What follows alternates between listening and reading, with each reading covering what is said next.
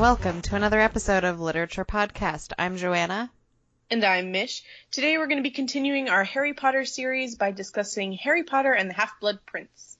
If you have not read this book, don't listen to this fucking podcast episode. Thank you. It's going to be filled with spoilers. So many. Just get out. Leave. Go read it and then come back. But until then, get the fuck out. Go. Now, if you've read this book, you can keep listening. Our discussion will start shortly.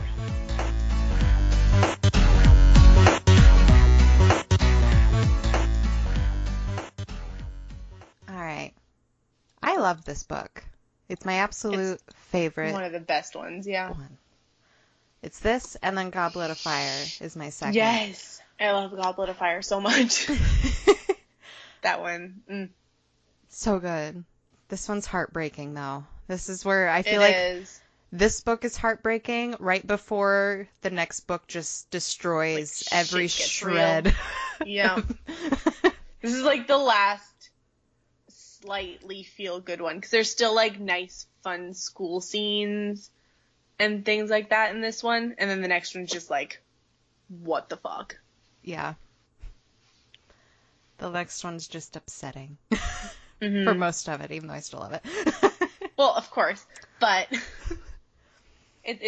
you love the series, so the next one, if it didn't upset you, would be really pathetic, honestly. That's true. You know? That's true. I feel like if you didn't feel completely obliterated by the next one, then there's something wrong with you. Truth. If you are not torn up by the next book, there's something wrong with you. We're saying it in advance.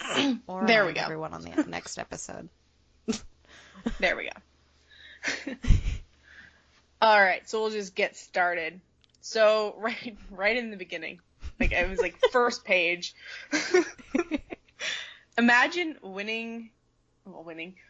getting voted into prime minister or like presidency, and all of a sudden, like out of nowhere, someone just enters from your freaking fireplace and tells you that there's a whole new world with magic. Like, how much of a freaking shock?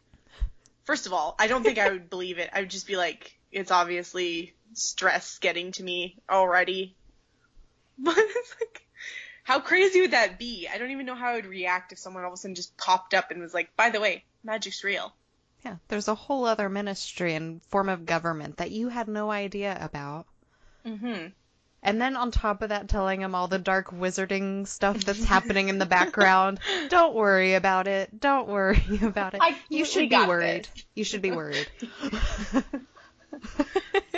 I mean, yeah, exactly. Imagine, like, obviously him, it was like, so this is bad, this is bad, this is bad, this is bad. But, like, the past ones, it's probably been more mellow. Those ones would probably be more fun. But this guy, I feel bad for him. I do, too. This poor guy. Just the picture on his wall that he can never take down, ever. That'd be so creepy. If you, like, I'm imagining myself, granted I love Harry Potter, but I feel like even if there was a picture that I couldn't take down and it moved, I'd be freaked the fuck out. Mm-hmm. I'd be horrified. I wouldn't be thinking, this is my fun childhood fantasy of living in Harry Potter world. I'm going to think, I'm fucked, I'm going to die. I'm more surprised at the fact of, like, this picture hasn't been, like, studied or something. Because how many people did they try to get to take it down, and it will not move? Right, like, that has to be something everyone talks about, this mysterious picture. But then again, the internet wasn't as relevant during the time frame that this book is, like, placed. So it'd be true. It'd be a problem now, for sure, because it would end up on some blog or on BuzzFeed. That's true. The unmovable picture in the Prime Minister's office. What kind of plot is this? Now there's like a whole new little section theory at the ministry that has to like get rid of people's memories of trying to get down this picture. It is its own. I wonder how many problems the internet has like made for the wizarding world. You know? It would have to make so many. Just cameras now alone. Cameras, the internet, Facebook, Instagram, Snap. All the things. I would assume that they'd have their own apps. We must like find Wistagram them. or Wistagram. Witch book. I like that one too. Oh god. Anyways, moving on. Okay. So a few pages later, who went? Fudge? Fudge went to talk to him? I think so. And they were talking about everything that's going wrong. And it says that the Dementors are breeding, which has been causing the mist. So first of all, I kind of assumed that all Dementors were boys, you know, Bob and all. But obviously not, I guess. So that brings up the question, how do you think Dementors breed? Like, do they, you know... Do they do it like we do, or is there like more of like a spontaneous combustion type thing going on? Spontaneously combust and create 5 Dementors out of one. Well, I don't know. But how do they breed? Do they kiss each other? Do they get attracted to each other? Does someone like breed them? Like there's a guard at Azkaban that breeds Dementor. Doubt it. I feel like they're their own thing. How are Dementors made? Weren't they created by the Ministry? Is it ever even mentioned? I don't remember. We're gonna Google. Oh, how are Dementors created or born? Ooh. Oh, this is a forum. Oh my. Okay, the first comment says Dementors do not breed, but that's bullshit because we just read that they do in the book. It just said in the book. Yeah, so fuck your comment. No one cares. Rowling has been quoted as explaining they don't breed, but grow like a fungus where there is decay. But you wrote that they breed, unless that's they were breeding. They didn't say they were fungusing. No. No, they didn't.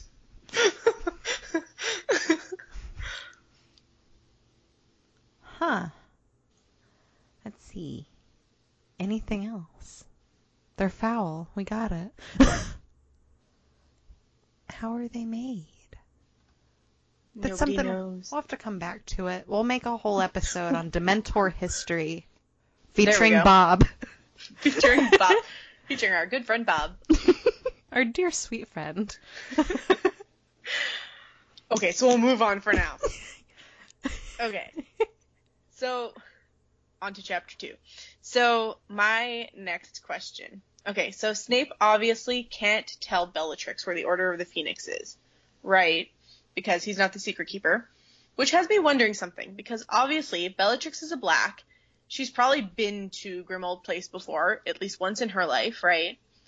And it had me wondering, if there's a house, let's say my house for example, that is under protection right this very second, and like my grandma's a secret keeper, would that mean that like even though you know that my house is exactly where my house is, would my house then from right now on be invisible to you unless my grandma told you where it was?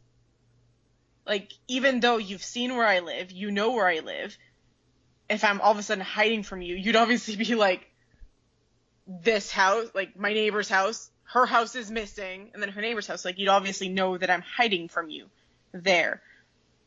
And if you're like working for Voldemort, I feel like you know exactly where I am then. Just like Sirius is kind of hiding from the world. So like Bellatrix should obviously know where he is then if Grimmauld Place is gone.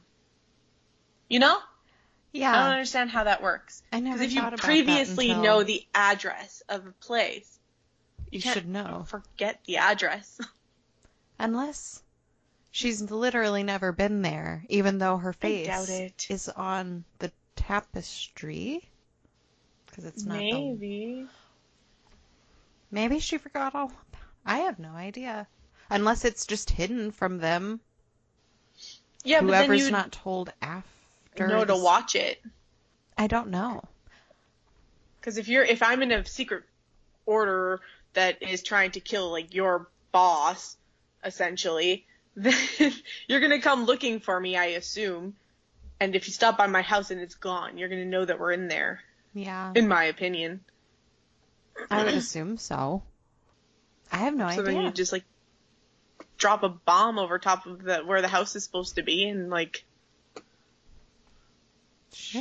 Maybe she just has really shit memory. Maybe she didn't even think of it. I mean, she was in Azkaban. Maybe her mind's on the fritz. But yeah, that's a really good question. Yeah. No idea.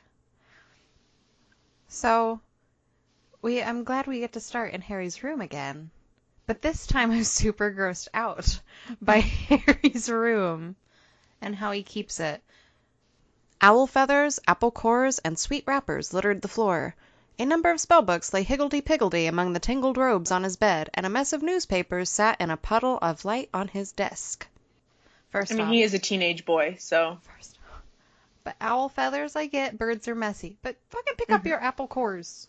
Like, you could just throw them outside in the garden. It'd be fine. Just on the floor. Yeah. And then higgledy-piggledy is probably one of my new favorite words. I've always just read over it. But then when I typed out this quote, I was like, higgledy-piggledy? I'm down with that. I'm down with that word. But then, also, it's like 1 minute till 11 p.m., Dumbledore is picking him up at freaking 11, and he still hasn't packed yet? Like, I get it, okay? I get not wanting to get your hopes built up that, like, Dumbledore's actually going to show up. But even if it seemed too good to be true, my ass would have been packed, like, a week in advance, because that's the type of person I am. But I would have been packed, ready to go, probably waiting by the front door, like, an hour early. And when has Dumbledore said he's going to do something and not done it? You know? Yeah. So I feel like Harry really dropped the ball in not thinking that he was going to pick him up. Because, like, get your shit together, man. Right? Like, I don't understand his thinking on, this is too good to be true. Because... You've obviously left before. Yeah. Mr. Weasley has picked you up. I'm pretty sure that Dumbledore is going to also pick you up. Can you imagine packing his fucking trunk at the last minute with apple cores and owl feathers everywhere and just shoving it in his trunk like he did? Yeah. Harry. That's gross. Stop. Yeah, that whole section gave me anxiety of like, yeah, I would have been packed. I would have definitely been packed. This is horrifying. What if you forget something? You can't just come back. Can you Accio something from, like, across the country? That'd be nice. Mm-hmm. Just like, shoot, I forgot my quill. Accio quill, and then, like, 2 days later, it, like, flies into the room. All of the quills in a 10-mile radius come flying at you. Accio my quill. There we go. You have so many because you keep losing them. Specific. The quill that I bought on this day. That is under the bed of number 4, Privet Drive. Of the upstairs spare bedroom now.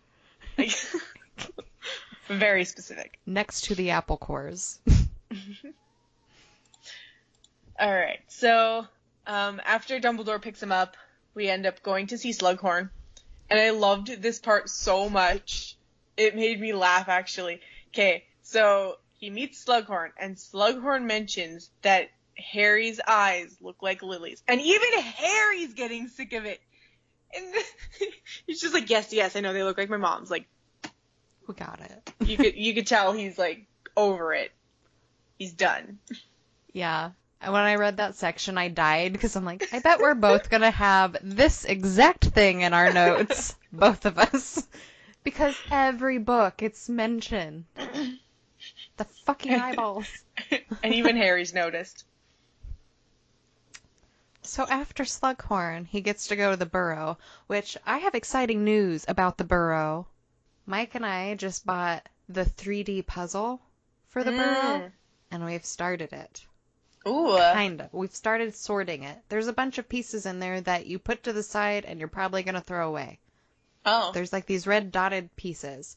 So that's all we've done is sort them and kind of sorted between what looks like the side and what looks like a roof.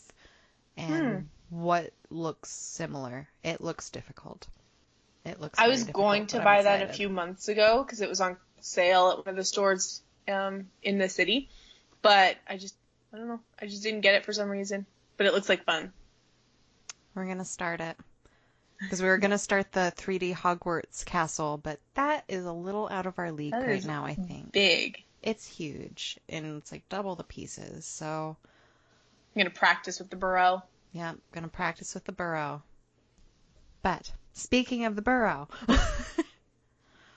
Molly's ability to clean and cook, more specifically, the fact that she can just tap her wand on a pot and make fucking onion soup that serves itself, and all she has to do is just shove a bowl down the table, and boom, food. I want that. Don't get me wrong, onion soup is not hard to make, but that would still be very time-saving. Just tink tink. And then, done. Yeah, that's the kind of cooking I want to do. I love when Arthur comes home and they have to ask the questions because what was it? It was the ministry they put out, ask certain kinds of questions that only the two of you would know. Yeah. Yeah. So Arthur asks what she likes to be called when they're alone, and it's Molly Wobbles. I love it. That's so cute, though. And she's so embarrassed. Molly Wobbles. That's so hard to me. Like, what? I wouldn't even know what the hell to ask you. Oh, God. Like, even thinking for something, like, of my husband, like, I can't even think of... I would stand there and just panic for, like, 5 minutes. By the time I thought of a question, if it was someone under the Imperious curse, they would have killed me. Okay, I got one for you. Oh. What is one of your biggest fears that goes on your skin? Well, that's a good one. We won't say it for everyone else in case you're ever Just under the in Imperious curse. You can't know our answers. It can't be out there. They are secret. Okay. And the best thing, I love when Harry gets to sleep at the burrow, because first off, he goes to sleep fucking happy. But feeling the puking pestle inside of the pillowcase. Like, whoever it was that left it there, Fred or George, you go. Best spot to have that. Just... Oh no, I'm not feeling well. I'm not feeling well. I can't do chores today. That's your vomiting sound effect. Okay. So, Hermione. Is it the burrow? Like, always? I have a thing of this later on. Yeah. But... Okay, I just don't understand why she's so worried about getting her owls. Like, that whole section made no sense to me. Because she knows she's gonna fucking do fine. Bitch, every fucking class you've had, you've been the best. You've excelled at everything. Just chill out. You don't need to scream over getting your owls and, like, panicking and shaking. You fine. Right. Yeah, that whole section was just really weird. Like, I think Ron and Harry should probably be panicking. I think they should. Did I fuck up my whole life last year? We'll see. How much did Hermione save my ass? So, we get to this part where Fleur is obviously at the burrow. And this part was just really weird to me. He is always so thoughtful, purred Fleur, adoringly stroking Bill's nose. Adoringly stroking his nose? Like, I don't understand how that would even look, like, aside from just creepy. Like, I can't, like putting on I a can't poor even. strip. Adoringly stroking his nose. Okay. Way to make shit awkward, Fleur. Like, ear things are already weird, but she took it to a whole new level. Adoringly, I wonder what else they do with what she does with his nose. Pokes it seductively. Pokes it seductively. I don't know. Pencil erotically. Okay, so back to the Hermione thing. I don't think at this point in the movie, because I don't think it's actually mentioned in the book that she obliterates her... Obliterates. Whoa. Obliterates her parents. That's why she's at the burrow. They did. She obliviates her parents. I think it's only in the movie because I don't actually remember it being mentioned in the books. But if it was in the movie, I don't think it happened at this point, obviously. So I never understood how absent they seem to be from her life. Like, she's literally never there. She's always either at school or with the Weasleys. And I'm sorry, if my child went to boarding school, I would be wanting to spend, like, every minute that they're off school with them. And she's an only child, too, so it's not like they have, like, 20 and, like, the 14th one doesn't matter. Like, you know... Like, I wouldn't let her go spend weeks and basically half the summer with, like, random friends and their families. It's just so weird. It is weird. But they're dentists. You say that like as if that should be an answer to something. That's all I have for them right now. And the fact that they're obliterated. Well, that's my bad. I brought that one upon them.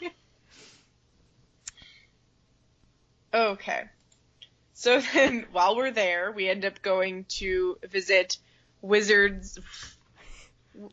Weasley's Wizarding Wheezes? Weasley Wizarding Wheezes, right? There we go, I think. Okay, so we go there, and I've made a list of the products that I want. So we need to go shopping. So I want some Peruvian Instant Darkness Powder, because imagine how fun that would be. Just all of a sudden, like, poof, everything's dark. I feel like that would be fun. And in the mornings when, like, the sun's coming up and you just want more sleep, just, like, poof, Instant Darkness Powder. Right? No sun problem. Okay. And then I also want a Pygmy Puff, but I want a pink one, unlike Ginny's purple one that she names Arnold. And, like, what kind of a fucking name is Arnold? Here, meet Arnold, my pygmy puff. Like, no. Give it a cool name. I don't know what a cool name is yet. I haven't named mine, but I want a pink one. And then extendable ears are obviously, you know, because extendable ears. And yeah, that's on my list. Pygmy puffs are adorable. I know. I meant to pick one up when I went to Universal, but they were really expensive. Yeah, I don't want to know how much they were. Expensive. They were expensive. I know that I would probably for sure want a portable swamp. I don't think they sell that at Universal. But, no. You know, you just never know when someone's going to ask if you have a swamp on you by any chance. And bam, you can say you have one in your bag because it's portable. That's you never true. know. All of your portable I've needed swamp a swamp needs. so many times. And I've never had one. Like, I mean, I have one, but not a portable one. Yeah, if you had a portable one, you're like, I want to push this motherfucker into some water because he's a dick. Mm-hmm. Boom, portable swamp. There we go. Or you find, like, a little homeless alligator. You can, like... Yeah. Boom. Swamp. Saved a life. I would also like a self-writing quill, but as we learn, the self-writing quill... Those things are so unpredictable. Yeah, isn't going to necessarily work. I want the shittiest one. Like, do you have one in the back that doesn't work? Because I want to gift it to Rita Skeeter. That would be funny.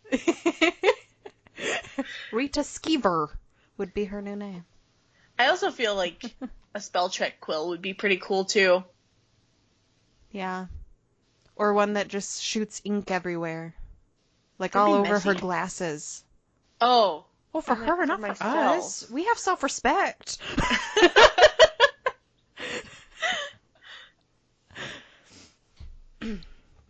But I'm always impressed with the twins and what they make. Like, the portable swamp is fucking cool. But the fact that the Ministry was using their shields in this book was phenomenal. Practical and funny. These guys are, like, ridiculously smart. And I think we've said it before, many times, actually. Like, these guys. They're just beyond intelligent. They were too good for school. Yes, I agree. However, there's the little scene with Hermione and Fred where I wish that they had been together. Spoiler alert for the next one if you don't know already. They're not going to be together for specific reasons. For specific reasons. I wrote it down, but I don't think that I should say it. Read Deathly Hallows. But I love the scene where Hermione is just in awe at their shop and says to Harry, "You know, this really is extraordinary magic." And for that, Hermione, a voice says behind them, "You can have one for free." A beaming Fred stood before them wearing a set of magenta robes that clashed magnificently with his flaming hair. First off, the fucking magenta robes. I want to see. I have it written down because I have like a notepad with things to look for in the movie. I want to see if they are wearing magenta robes in the movie. They're not. Ugh. They have like colored ties. I think there's a magenta tie, but they're just wearing brown suits, I think. I haven't watched the movie yet for the next podcast, but I was hoping. I had hopes. They should be together. I just feel like they'd be adorable together. I want that scene to be more, but it's not. That's literally but it. It's not. So, after that, we end up going back home and going on the bus and stuff. Okay. On the train? What? The train, sorry, my bad. The new Hogwarts bus. They bring up the names of Crabbe and Goyle. And, like, I don't know, something about them just sounded so ridiculous when I read them. I read them out loud to myself. Vincent Crabbe and Gregory Goyle. Like, those are almost as bad as Dudley Dursley. Those Gregory are really Goyle. Bad. Gregory Goyle. Like, Vincent by themselves, they don't sound horrible. I mean, Crabbe and Goyle. And Goyle. Yeah. Crabbe isn't a great name. Vincent's not bad. Gregory is fine. Dudley just sucks by itself, but it really sucks with Dursley. Yeah, but Gregory Goyle sounds like a gargoyle. Gregory Goyle. You say it fast enough. Gregory Goyle. It makes me think of Gru. Like it's about to be like Gorls. Gorls. Gregory Gorls. Gregory Goyle. On the train, we get to see that Neville has actually gotten like a little bit of a better life now that his grandmother appreciates him a little bit more and isn't calling him basically a piece of shit. But he got a new wand. But why the fuck did his grandmother not get him an owl? I'm sorry. Trevor isn't working out too well. The toad needs to go. Get an owl. Yes, they have maybe their he's own already navigational attached system. to it. Maybe he likes it enough to not get rid of it. Trevor's always lost. How can he be that attached to him? Well, obviously he comes back enough for him to always lose him. Well, he could still get an owl, and the owl can find him because the owls can find anybody on the fucking planet. He can only bring one pet. Fucking leave Trevor at home where he's safe, or sneak him in. Trevor at home. Lose him for a second. He'll come back. That's true. They don't have to know that you know where he is, because you probably don't. He just pops up randomly. Yeah. Now, fucking Romilda Vane pisses me off. Because Harry sits with Neville and Luna, which is great. I'm glad that he has grown to not be a dick about sitting with them, because I remember in the last book he was so upset about having to sit with them on the train ride there, and like, fuck you, Harry. But now he's all good. But Romilda, with the, you don't have to sit with them. Bitch, fuck you. You didn't go to the ministry last year. You're not that cool. You didn't ride on a Thestral. It's true. Nobody's as cool as Neville and Luna, in my opinion, though. No. They're my tops. So, something that pisses me off with literally everybody is how many people doubt that Draco is a Death Eater at 16. Mainly because he's 16. That's stupid. Voldemort doesn't have a problem with killing children. No. He doesn't have a problem with seeking out fucking Harry, who is the same age and is definitely going to kill him, and makes it very known. He had no problem with killing honestly just makes Cedric. more sense that he would be at 16. Yeah. Who else can you send into the school aside from 16-year-olds? Exactly. Like, the only way that the Death Eaters got into Hogwarts was because there was a 16-year-old on the inside, which is what they needed, because an adult can't walk in there. So why is everyone saying that it's not a possibility? Come on. Because I feel like a lot of people are very closed-minded in these books. It drives me crazy sometimes, because it's just like, if you guys would just pay attention, or maybe be a little bit suspicious after someone accuses someone of something. I realize Harry accuses people a lot, and he's sometimes, it's more like the boy who cried wolf type situation. But put a little bit of thought behind Harry's accusations, maybe. Especially now. Ask Malfoy to take off his shirt. He probably has the dark mark, Be like, hey, can we just check everybody's forearms before they enter the school? Wouldn't have been that hard. Yeah. But even Mr. Weasley doubted him. I know. You've dealt with Voldemort before. Come on. I also feel like Malfoy, because obviously he is a part of everything, but I feel like he kind of messed up on the train after he knocks Harry out using the binding jinx and covering him up with the invisibility cloak and just leaving him on the train. That could have been his chance. He could have handed Harry over to Voldemort. Yes, use the spell binding jinx. Throw the cloak over him. Use the locomotor, where you can no, what is it? Oh, the trunk where you can carry your trunk without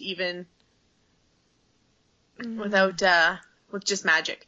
Use a magic spell to carry him along with you, put him outside of the train, and then send a fire message or something to Voldemort saying Harry's outside the train station. He's all bound up and ready for you. I feel like he really dropped the ball with this. He did, but I don't think his heart was in it. Yeah, but he hates Harry.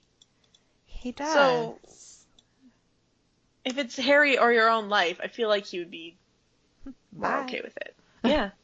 I don't know. All of his attempts to kill Dumbledore every time. They weren't very good either. No. I just don't think he's not old enough to be a murderer. That's why you or shouldn't smart. trust 16-year-olds. He got a cabinet working. Go, Draco. Good cabinet repairing. Good cabinet repair. That's what he's gonna be when he's older. A carpenter. Cabinet repair, specifically. And then afterwards, they all give up care of magical creatures. I was so sad about that. One, I would have stayed in care of magical creatures just to support Hagrid, probably. Because, it's not like it's a hard class. I doubt it would hurt your job prospects. And I know you don't need it, but it would still be a fun subject to take. I mean, fuck, you get to see all these magical animals that... Okay, maybe Ron would be bored of it, because he's seen and heard of all these things. But, Harry and Hermione have probably never seen half of the damn things that Hagrid would show them. Have they ever seen a unicorn before that 1 year in care of magical creatures? Probably not. Or thestrals, or griffins. Come on. Come on. Blast-ended Scroots? I mean, come on. No. Well, those are a little weird, but... Yeah. But I would love to take that class. It's literally the class that I would want to take above pretty much all of the other ones. Can I go to Hogwarts now and just take that class? Just that one? I'll go with you. But I feel so bad for Hagrid. He was so sad. He was so sad that none of them took his class. Did anyone take his class in that year? Well, I assume some, maybe not the sixes, but obviously younger kids. But yeah, I know. Heart. I love being back at Hogwarts, and it was refreshing to see McGonagall handing out class schedules to everyone. And it was really nice to see how nice she was to Neville when she handed him his schedule, and how she reminded him that he was valuable and that you don't need to be good at everything in order to be a great wizard, and that his grandmother had better damn well be aware of that. I love McGonagall. I know. She's so sweet. She gives you all the feels. Okay, so I've never noticed this before, and I'm ashamed of myself for not noticing, but it didn't click until this time for some reason when I was really paying attention to every word in the book. And obviously this doesn't happen in the movie, or at least you don't get to see into Harry's mind like you do in the book. But this, okay. They chose the one nearest a gold-colored cauldron. It was emitting one of the most seductive scents Harry has ever inhaled. Somehow it reminded him simultaneously of treacle tart, the woody smell of a broomstick, and something flowery he thought he might have smelled at the burrow. And then a few pages later, there's this. Hang on, said a voice close by Harry's left ear, and he caught a sudden waft of that flowery smell that he had picked up in Slughorn's dungeon. It was Ginny, obviously, talking in his left ear. But, like, oh my goodness, I never noticed that whole, like, foreshadowing of, like, him wanting Ginny, you know. I never noticed that before, and this was the first time I've caught on, and I was just like, oh my god! Like, then it's also really sad that they can't do that type of emotion in the movie. Yeah. You know, to really show how his crush on her kind of progressed. Like, and then he feels bad about it, and like, but it's my best friend's sister, and like, it's just so cute. It is.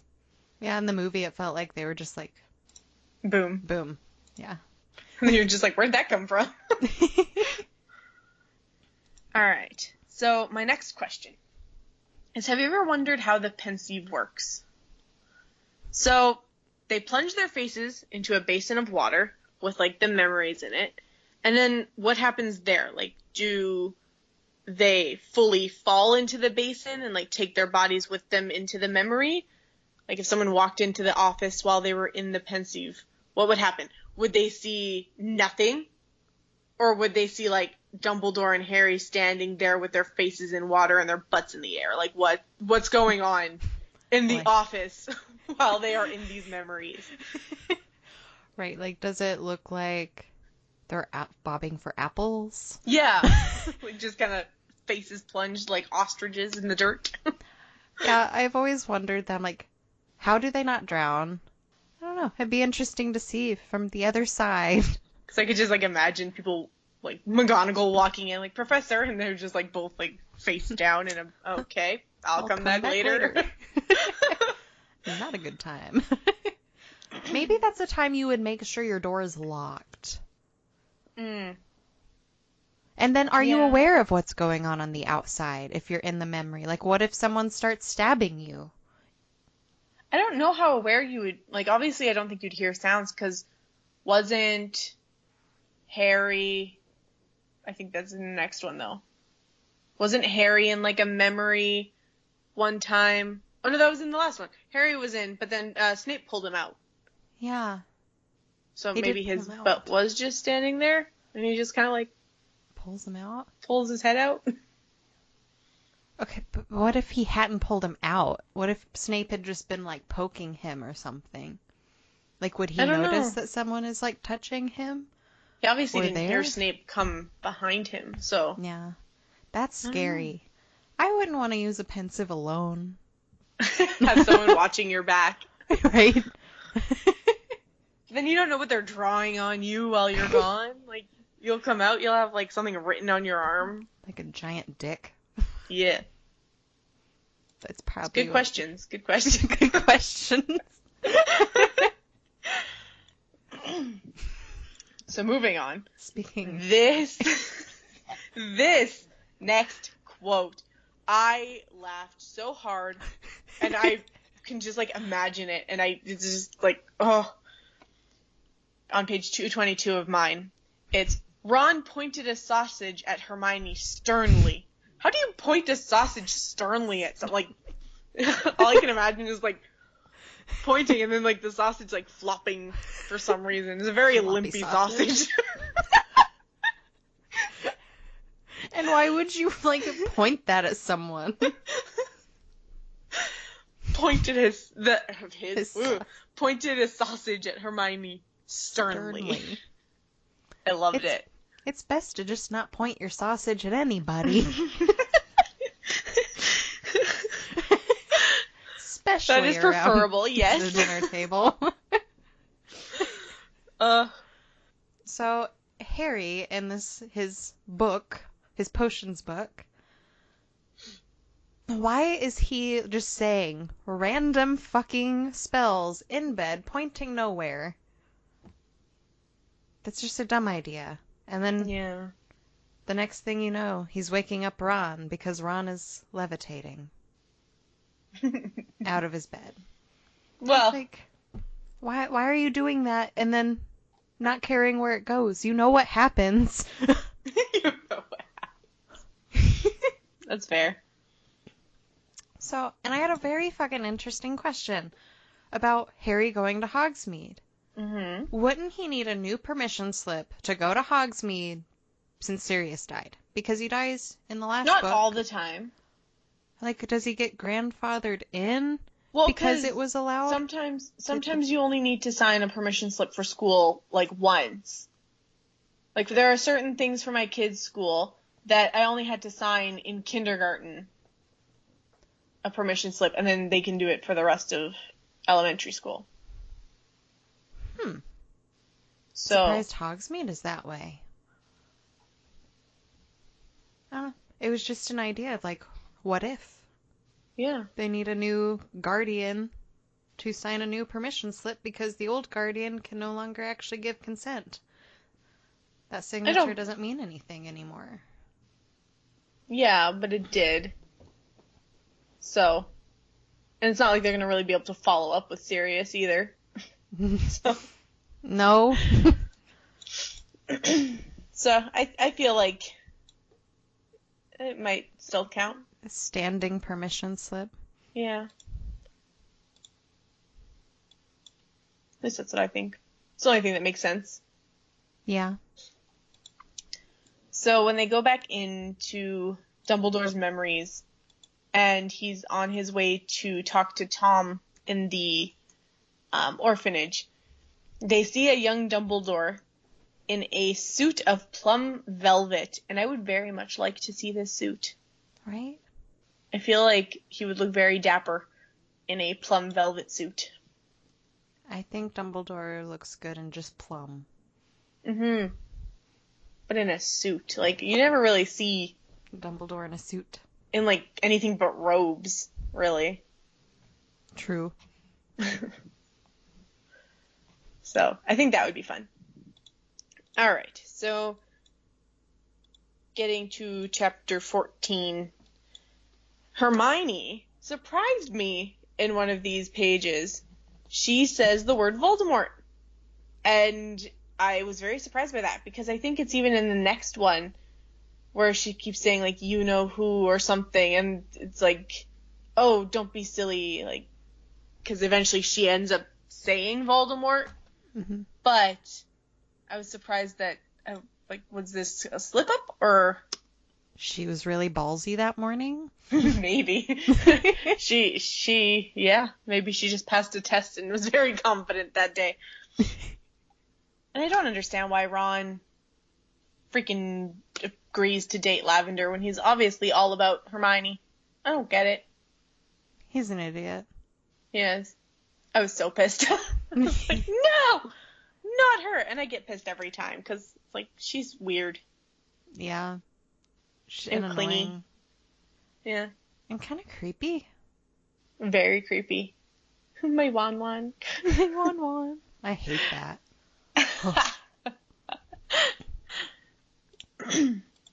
But I did love this next scene in the library with her, Harry and Hermione were in the library avoiding Ron because he was with Lav, or whatever the hell he calls her. And, Harry's going through the Half-Blood Prince's potion book, and Madame Pince, the librarian, comes over and says, "What have you been doing to that book, you depraved boy?" "It's just a book that's been written in," Harry says. And then she says, "Despoiled, desecrated, befouled. She looked like she may have a seizure." Same. Frick. I hate when people write in books, especially my books. Like, I would never allow it, and I don't like the way it looks. I know you do it. But, oh, it drives me crazy. As her being a librarian, like, I feel for her, and I feel, you know, her pain of, like, what the hell? You disrespectful little shit. Basically. It's basically what she did. I loved that section, but I'm like, I would be that person that she's talking about. At.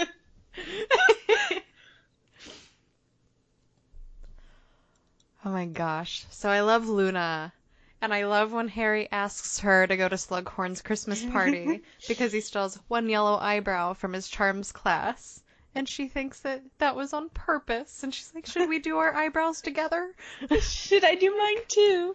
Like, I think they should have. They should have totally just gone in with like different colored eyebrows. Like, it went all out. Yeah. That's it's what that type of party. It is. When we have parties, we should make it mandatory. Like, one eyebrow must be green when you come. One must be red. Wait, you have to Christmas do green. Party! You do green eyebrows. My eyebrows are already red. Well, then you need to dye it a different color. Put green around them. There you go. Ombre from red to green.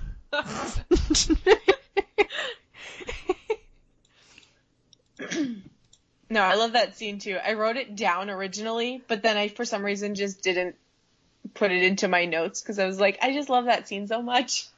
I took it out for some reason. It's so cute. Oh, Luna's so sweet. I love how Luna talks about Rufus. Rufus? Rufus. Yep. Rufus. Rufus. Yes, Rufus. Rufus. I'm not even gonna fuck with the last name Scrimmager? now. If Scrimmager, I can't even say his first name. But she talks about him being a vampire. And it cracks me the fuck up because the guy who plays Rufus in Deathly Hallows is Bill Nye with a Y at the end. I'm not sure how you pronounce his name and I suck at names. Sorry, Bill. But he plays Victor in Underworld. Who's a fucking vampire. And it just cracks me up that in the book it's like Rufus is a vampire but in a totally different universe in the movie world. He is. He actually is. She fucking knew shit. She knew. The Quibbler was beyond the times. So, with Ron and Hermione, there's a lot of drama with Lavender for most of the book. But it cracks me up when Hermione goes to McLaggen for the date to go to Slughorn's party. And Harry was left to ponder in silence the depths to which girls would sink to get revenge. Far, Harry. So damn far. You don't even know. Yeah. So fucking far. So, obviously, I always get excited about Christmas in every Harry Potter book. And now it's February, but I don't give a shit. But fucking Fleur pissed me off so fucking much at their Christmas, at the Weasley Christmas, because Mrs. Weasley is listening to her favorite singer, Celestina Warbeck. Celestina, yeah. Warbeck. I wish I knew what she sounded like, but seriously, having Fleur just like repeating the words and singing and making fun of it in front of Mrs. Weasley was just rude, and it made me really not like her character a little bit. Hence why they call her Phlegm. Yeah. So we shall call her Phlegm. Phlegm. Well, fuck Phlegm. Yeah, no, that was a really weird, awkward scene. Mm-hmm. Would have made Christmas very awkward to be at. It did. It also made me want to punch her. True. So, and of course Molly's sweaters were there this year. And the golden snitch sweater for Harry. That was so cute. Oh my goodness. I want one. I do too. Well, we should make one. I'm still trying to find the perfect sweater to make a Weasley sweater. Still. Because it's a very specific type of sweater that I need in my mind. So, one thing at a time. Once you find your first Weasley sweater, in 6 years you'll get your golden snitch sweater. There we go. 6 years. So long. So, totally fucking random. But on my page 339, while they're at Christmas, Harry has a fucking maggot in his hair. Yep. It just seems so random. How the fuck do you get a maggot in your hair? Out of fucking nowhere. Maybe he walked under a maggot's nest? I don't fucking know. Maybe And no one questioned it. He hasn't had a bath in a while? I'm not sure. He's a very messy boy. We've gotten this. We have. He got an apple core stuck in his hair, and he hasn't noticed it until Christmas. The maggots are coming out. Yeah. But, like, everyone's so nonchalant about it. I'm sorry, but if I walked up to you and you had a fucking maggot in your hair, I'd be like, ew, bitch. The hell? And then you'd probably be freaking out, taking a shower. Like, you'd probably be like, fuck all these clothes and everything on me, make sure there's no more maggots. Right? He's just, ew, ew, ew, ew. Like, the more you think about it, the more disgusting it is, right? Mm-hmm. Ugh. Ugh. So, we get to learn, because Rufus comes to Christmas for a second Merry to Christmas. talk to... Yeah, like, keep your fucking politics at the ministry, asshole. But fucking Umbridge still works at the ministry. Mm-hmm. And she still works there, and that makes me so fucking angry. Like, do they not know what she Maybe did she in the just previous cleans the year? floors now. She just cleans the floors. She's just the janitor now. I mean, that'd be better. But I'd rather her just disappear. But how is she still working there at all? And how is she not in Azkaban after what she did the year before? Has no one's parents come forward? Because I'm sure there's a lot of literally scarred kids. But Harry had an actual scar. Not only mentally scarred, but physically. And, like, a very specific one, too. Yeah. Not just, like, a cut. Like, that was intense. Yeah, I don't know.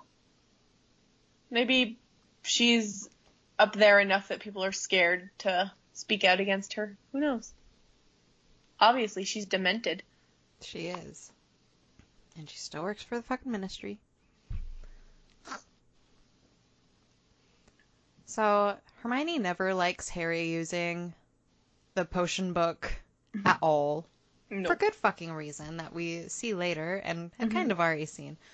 But I love how smug she is when they're doing something that Harry can't just copy out of the book because you have to actually think your way through it. And she beats him and she's like, yeah, bitch.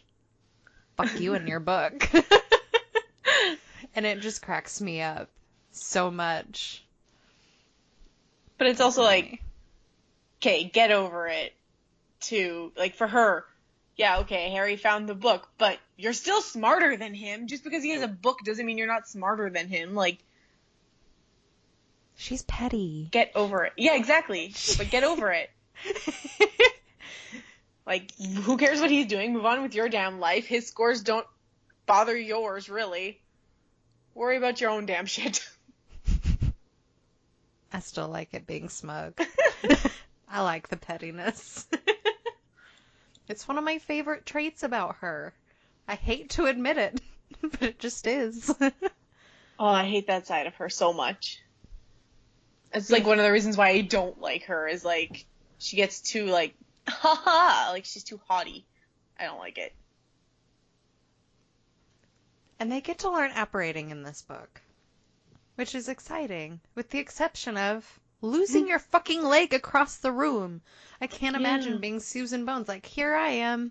There's my leg. I like the eyebrow. Is it Ron who loses his eyebrow? Yeah. I almost did it. I only forgot an eyebrow. The eyebrow's fine. It'll grow back. So, we come back to the Weasleys after we get to see the twins after Ron gets, poisoned. Yeah. But they're talking about how they're gonna fucking buy Zonkos. How rich are they? I mean, to not only have your own company, but be able to potentially purchase another joke shop. But they obviously have a contract with the ministry.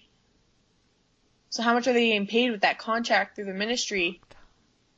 Right? Like, it has to be a fuck ton. How much money do they have?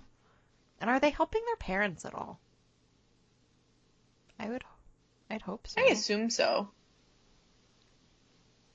They're really sweet boys. They are. I feel like if they're not, like, specifically helping out, they're doing things that, like, would help out. Truth. So I assume that they would be, like, buying Ginny's new, like, stuff and, you know. I can see that. Because I could also kind of see Mrs. and Mr. Weasley being like, no, we don't want you to pay for stuff, you know. So I feel like they would get around that somehow by, like, gifting them things. True. I love that Luna commentates on the Quidditch match in this book. I love that. It was so She's fun. Nice. Oh no, what happened there? Look at the clouds in the sky. Like, she should just do every that would have single been the Quidditch most game. fun game to listen to ever. Right. I like how McGonagall gets, like, pissy in the side. Like, the score is this! Oh, is it really? Oh, is it really? Their score is shit because McLaggen sucked at Quidditch. For someone who was telling everyone how to do it, he didn't do the one thing he was supposed to do. He's all talk, no action. Yeah, guard the fucking goals and shut up, man. No one cares. And I also love that in Chapter 19, we get to see Dobby fucking punch Creature. I would have loved to see that in person, and I wish that happened in the movie. I'm all that would for have been funny. violence against... I'm not all for violence against Creature, but Dobby punching him, totally well-deserved. Oh, for sure. It's well known that Dobby loves Harry for, you know, helping him out, so I'm happy he got that punch in. Him too. Purelator truck just pulled up, but I don't think it's supposed to be here. No, it's going to the neighbors. It, like, stopped in my driveway and then just kind of, like, slowly moved on. That's funny. This quote made me fucking die laughing because it sounds so dirty. So when Harry is trying to figure out what Draco is doing inside the Room of Requirement, he thinks of all these different phrases to get in there and see Malfoy, and one of them being, I need to know what Malfoy is doing inside of you. It fucking kills me to say that.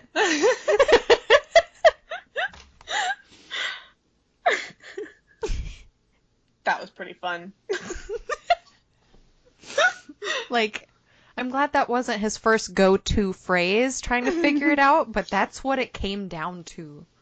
We started from the bottom, after so and many now we're tries, really down here. really gotta just go for it eventually, you know. And so Harry won the Felix Felicis thanks to his book, but thank God. But it sounded kind of like a video game when it describes what he is seeing after taking Felix Felicis. Mm-hmm. It was though the potion was illuminating a few steps of the path at a time. I can read. Sounds like a goddamn video game, but it seems kind of cool and creepy. I feel like it's such a weird potion because he had a specific plan, and it's like, I'm gonna go to Hagrid's. Yeah, fuck that plan. And like, I feel like I wouldn't trust myself. Like, obviously he trusted himself, but I'd be like, why? I'd probably be questioning my own potion. You know, why? Why do I have to go to Hagrid? I'm supposed to go here. It'd be like talking to myself. No, you must go. It'd be like, like Smeagol in Lord of the Rings. Yeah. There'd be like the ugly version, like, no, we shouldn't go. And then there'd be like the potion version. They'd be like, yes, let's go. Oh, or be wondering, is this expired? I don't think this is right. Did someone fuck this up? Am I slowly dying? Did I take enough? Did I take enough? Did I take too much? That'd be a horrible way to take fucking Felix Felicis and spend the whole time wondering if you're doing the right thing or not, or if it's even the correct potion. Would like all of those worries be gone from your mind, or like would you still have that sort of consciousness that like, what am I doing? Why am I doing this? Yeah, let's take this from the perspective of someone who has anxiety. Maybe there's an anti-anxiety potion that you need to take beforehand. Before. Clear your mind with this one, and then take that one. Yeah. Do not, under any circumstances, take it without this potion. But I do love his demeanor when he's on the potion. He's like a whole new person.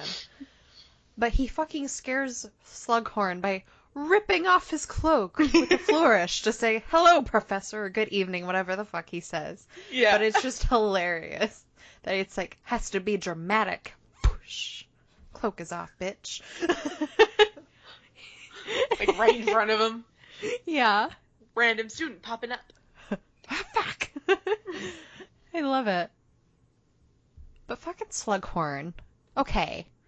Ron's already been poisoned at this point in the book by your wine. You went to the hospital wing to see him. And I'm sure you've discussed it many times who you've poisoned with your wine. Ron. Why is he still calling him Rupert? Like, how do you fuck that up? It's 3 letters. And you've probably heard it repeatedly by now. I realize this is the book and not the movie, but maybe in the movie, I only have an excuse for if this happened in the movie, because then it'd be like, oh, the old actor forgot what Ron's name was and just called him by his real name. Rupert. I didn't even think of that. Oh, that's funny. When I poisoned Rupert, it was Ron, but it's okay, we'll just move on. It's fine. It's fine, it works. Yeah. But yeah, I don't understand that. I feel like if I poisoned someone, even on accident, not intentionally, because I wasn't the one who poisoned in the first place, I would fucking remember. Yeah. I mean, I feel like I would try to remember all of my students' name nevertheless. Like, it's not a very big potions class to begin with. Yeah, like, it shouldn't have been that hard. But I also understand sucking at names. Yeah. But God damn. you also don't teach them every day. True. So Harry uses his book a lot and learns a lot from his book.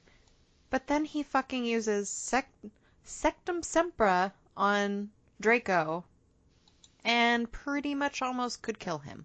Like, seriously, this is why Hermione deserved it, though. But this is why Hermione told you to not use the random spell in the book. And even if Draco deserved it, if he had died, wouldn't Harry have gone to fucking Azkaban for killing another fucking student? Even if it's for stupidity? I mean, yeah. They could have ended bad. I feel like Dumbledore would have been like, meh, he deserved it. It's fine. No favoritism. You can't kill anyone. You can't be late to class, but Harry can kill another student. It's okay. Voldemort would have killed him anyways. It's fine. It's fine. Go back to class. But seriously, Harry'd be easy picking in Azkaban. Just saying. Yeah. I love how... I still don't understand why Ron was ever with Lavender. But I love how Ginny just calls him a hypocrite for kissing her boyfriend. What about you and Lavender thrashing around like a pair of slippery eels all over the place? I mean, it totally is true, because he was very hypocritical. Like, oh, snogging all over. And then him and Lavender were, like, pretty intense there. I think there was like 5 times where all of a sudden it was like, all you saw was thrashing elbows and legs. Like, what the hell was going on in that chair? How intense were you guys going at it that you guys were thrashing? Like, right? Sounds like you're gonna get a black eye. That's some intense, dangerous making out there. Extreme making out. Is there such a thing? I don't know. They saw it on Pornhub. There we go. testing it out. So, this is probably one of the most, like, action-intensive, maybe not the most action-intense, but away from Hogwarts with action. Mm-hmm. And they go to try to find one of the Horcruxes. And you get to see Dumbledore fucking swim. Because you have to swim to where the Horcrux is hidden. Mm-hmm. And for whatever reason, it made me think about how in the second book, Harry's, like, envisioning Dumbledore on the beach. And now it's like, you can definitely envision him swimming now. This scene made me very worried for them. Because who the hell jumps into, like, an ocean in full-ass robes? Like, do you know how heavy that would be to swim? Right? What if you dropped your fucking wand in the ocean? Harry put his, like, invisibility cloak in his pocket. Like, this is heavy shit to be swimming with. And potentially could lose it. Right? God. First off, I fucking hate water. You know how I feel about I know water. you do. Fuck that shit. But what if you dropped the fucking Elder Wand and it just goes into the depths of the ocean with a fucking whale? But I feel like you would need less clothes. Like, less clothing. Like, you're wearing full robes. It'd be uncomfortable. That'd be very so uncomfortable. heavy. It'd be so hard and so tiring. Yeah. To try to stay afloat with so many clothes.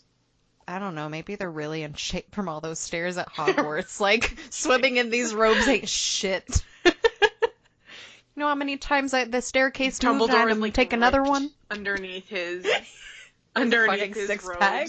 Yeah. In his pastime, he knits and does body showing competitions. Bodybuilding competitions.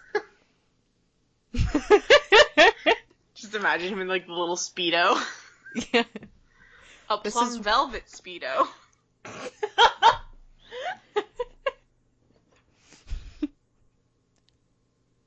I don't know what to say to that. I can't get it out of my head, but I don't know what to say about it. You're welcome. Oh, God. Someone needs to make that a fan photo, too. All right. So we're back. My electricity got shut off for a second. So. But it's all good now. Yeah, it's all good. Not convenient, but it's good. No. Yeah. So let us continue. Yeah. On to chapter 27. A horrible, horrible chapter. Mm-hmm. That breaks my heart. But Dumbledore obviously dies in this chapter. But I love how he's so snappy and snippy right beforehand, even though he's staring all these Death Eaters in the face. And they think that he's laughing at them. He's like, no, these are manners. Dumbledore still has style. What did Shacklebolt say the one time? You gotta admit, he goes out with style. Yeah. Too true, Shacklebolt. Too true. He made no exception, even in death. / right before death. But, well. Okay. And then after that, we see all the Death Eaters parading around Hogwarts and ruining everything that we love. But what pissed me off was when they set Hagrid's hut on fucking fire with Fang inside of it. Well, I doubt they knew that the dog was in it. I know, but still, it hurt my heart. And Fang is fine. I know he got Fang out. is fine. But yeah. Hagrid's hut being on fire hurts. I like that they at least put it out that Harry remembered the spell. Mm-hmm. I knew it was something like that. Which, this makes me wonder, and it also makes me, for, like, squibs and stuff, are there, like, wizard or witch firefighters? Like, if someone can't put out their own fire because they're a squib, call the magical firefighter people? Well, because I mean that Miss Fig lives on Privet Drive. She obviously would just call a normal fire department. Yeah, but what if you live in the wizarding world? It depends where they live, I guess. Yeah. But, like... Or you just call your neighbor and they'll come put it out for you. Like, do they have a group of people? Like, I'm really good at Agumente and all these other water spells. Yeah. I'll put that out for you. Just call me. I'll apparate in a second. Apparating's not my thing, but although I might forget a leg, but I'll put out your fire. Apparating would make it go a lot faster if they did have firefighters and stuff. It would. Because it'd just be instantaneous. You don't have to deal with traffic. Mm-hmm. Man, I don't want to deal with traffic. It's time to move to Hogwarts. To move to Hogwarts. You can't apparate in Hogwarts.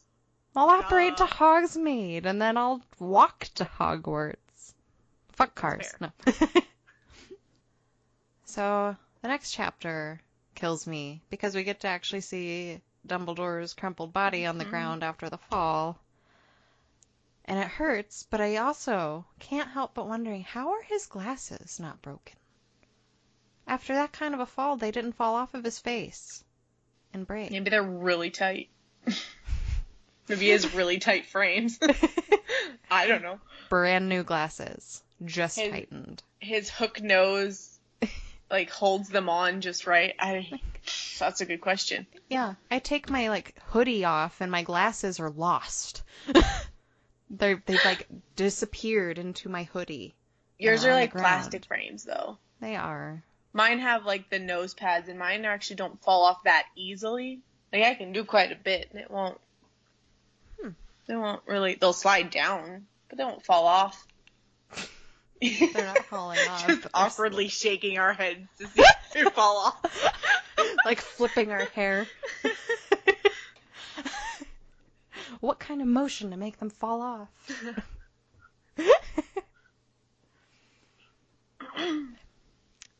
But Harry sees Hermione and Ron, and I forget whoever else. Was Luna there too?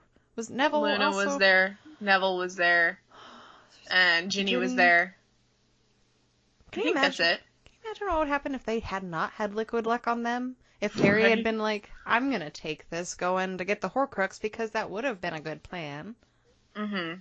Like, that would have made sense. In the moment, it seemed like that would make more sense, him taking it, than them taking liquid luck to spy on Draco. Mm-hmm. But it's good that it worked out that way, and Harry was paranoid. Yay, paranoia. Because, who was it? Ginny, like, successfully dodged the killing curse or something? One of them just dodged a killing curse, which is scary. Ugh. Yeah. Very scary. So, Dumbledore's funeral. Obviously, there's a lot of people there. I was surprised that Umbridge was there. Right. Like, ew, go away. Umbridge in there. Go away. She should be... Okay, fine. She works at the ministry, but she should be banned from the school grounds. True. Like, she should not be allowed around children then. No, she shouldn't. I don't think she should be around anybody, but that's just me. Well, neither do I, but if she has to still be around society, she should be, like, deemed as, like, a child abuser. Yeah. Because she is. Yeah. So, what kind of chair did Grop sit in at Dumbledore's funeral?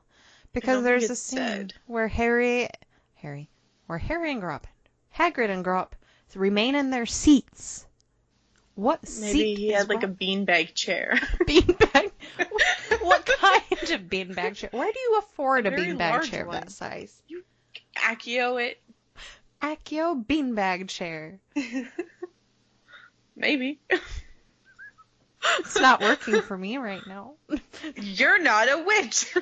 Right, and this G2 pen isn't good enough. It's not a good wand. Doesn't have unicorn hair in it. Nope, it doesn't. Alright, so now a couple random questions. So my first random question would actually be this one. So Dumbledore said that one alone could not get do the task of getting the locket. That he was happy that Harry was there to, like, force him to keep drinking. How did Regulus get the locket then? Did he have help? I don't think it's ever mentioned. But, like, how the hell? Yeah, I don't know. I've always wondered that. Because Dumbledore is like the most badass wizard, and yet he still needed to bring Harry. Mm-hmm. He would not have made it by himself. No. Like, don't get me wrong, he saved Harry's ass with, like, the inferi because Harry was just like, what do I do? But how the hell did he do it? Right? Stomach of steel. Yeah. I guess he must have. Because, I mean, yeah. It's like magic. And then I have one other random question. So this one actually came to me at 3 a.m. while I was sitting on the couch with my husband while he was having a gallstone attack. I had just finished the book that night, and I was just sitting there watching him with the hot water bottle in his stomach, and all of a sudden it just, like, popped into my mind. I wrote it down, but the next morning I couldn't even understand my writing. So I'm surprised it actually came back to me. Okay, how does one make new spells? Like, obviously, the Half-Blood Prince was able to make a few. And looking back, seeing when they were first learning spells, we see how hard it is to remember some spells. Like, you need the correct pronunciation, like Wingardium Leviosa. And there's, like, the swish and flick motion for that. And there's, like, different specific sayings and specific wand motions that need to be made. So, how do you make a spell? Like, you do just wave your wand in random configurations and say words until something happens? And then just, like, hope that you remember what configuration went with what saying? Or, like, how does that work? And even then, how do you do that and basically hope that you don't explode yourself or, like, end up burning your house down with a fire that's unugmentable? like, you know, how did he come up with spells? How does anybody come up with spells? It's a really good question. I have no idea. I mean, like, were people just like, Wingardium Leviosa, and, like, not swishing and flicking, and nothing happened. And then all of a sudden they try to swish and flick, and they're like, holy crap, that worked. Right, and then they wrote that shit down. Yeah. You must swish and flick, not just swish. You can't just flick. Yeah. Yeah, I don't know. I mean, we know that Luna's mother liked to experiment with different things, and she blew herself up. Maybe it's just a risky business. But how was Snape, at his age, able to come up with so many things? Mm-hmm. And even potions, like, you've seen, who is it, Ernie McMillan? He's blown up a couple cauldrons throughout the years. So, like, how did Snape even attempt to test these potions? Like, if I squish this instead of chop it, it'll work better. Well, there's nothing promising that. Right? Like, Let me add in a counter turn instead of, good lord. Right? Like, did he have to buy a lot of his own ingredients? Because clearly he would have to test out a lot of things. Did he have a death wish? Death wish. Like, what if one of your cauldrons would have exploded and, like, blew up the entire castle? Think it through, man. Right? But yeah, I have no idea how you'd make a spell or a potion or anything, because I would be too afraid of hurting someone or myself. Mm-hmm. Or the planet. Who knows? You come up with the only one that, like, explodes the entire planet. Like, shit, my bad. An extinction spell. Yeah. Everything on this planet is extinct. I can't write it down because I'm dead. Like everyone else. So I had a random idea, and this is really morbid. So Harry spends 4 fucking ages trying to get Draco out of the room of requirement. He knows he's in there, but he doesn't know what Draco's doing, so thinking of Draco doesn't do anything for him. Wow. Mm-hmm. But it makes me wonder, how many bodies do you think are hidden in the room of requirement? Because if you can't think of where it is, you can't think of the person, you don't know. Is that just like the perfect hiding spot? Like Ted Bundy should have gotten to Hogwarts and not buried him in the woods? Just, room of requirement. I mean, I feel like if there was like obviously there is like the magical law enforcement. I feel like if they were looking to solve a murder, they'd be able to find it, you know? True. Well, on that note, that was all we had for today's episode. Tell us your favorite parts of Harry Potter and the Half-Blood Prince down below in the comments. If you'd like to get more lit, be sure to subscribe to us on Podbean, iTunes, Spotify, Castbox, or anywhere else you can find us. All of our other social media will be in the description below. If you liked this episode, be sure to give us a like or rate our podcast. It really helps us to keep doing what we love. Until next time. Bye.